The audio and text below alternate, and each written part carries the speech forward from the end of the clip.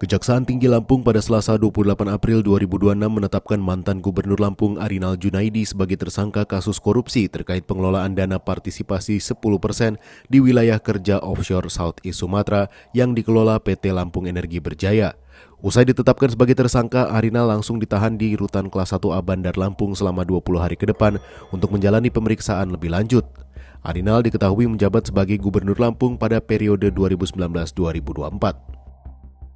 Tim penyidik pada Asisten Bidang Pidana Khusus Kejaksaan Tinggi Lampung akan menyampaikan perkembangan penanganan perkara dugaan tindak pidana korupsi terhadap pengelolaan dana participating interest 10% atau dana PI pada wilayah kerja offshore South East Sumatera senilai 17.286.000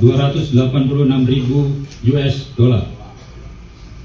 Bahwa tim penyidik telah melakukan pemeriksaan saksi terhadap Saudara ARD selaku mantan Kepala Daerah Provinsi Lampung periode 2019-2024, di mana setelah dilakukan pemeriksaan tersebut, tim penyidik kemudian melakukan ekspos atau gelar perkara dengan hasil dan kesimpulan ekspos, yaitu telah ditemukan 2 alat bukti tentang terjadinya tindak pidana korupsi dalam penanganan dugaan tidak pidana korupsi terhadap pengelolaan dana participating interest 10% pada wilayah kerja offshore South East Sumatera senilai 17.286.000 US dollar.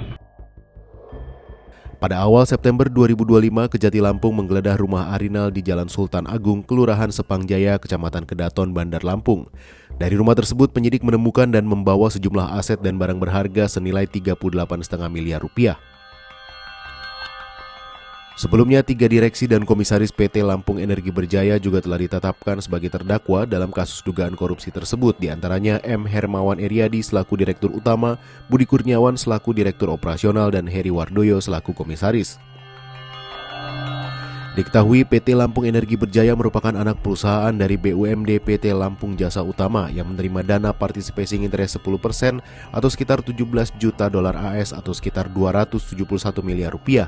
Uang tersebut semestinya dikelola sehingga bisa menjadi pendapatan asli daerah atau PAD untuk Provinsi Lampung atas kerjasama pengelolaan migas bersama Pertamina Hulu Energi.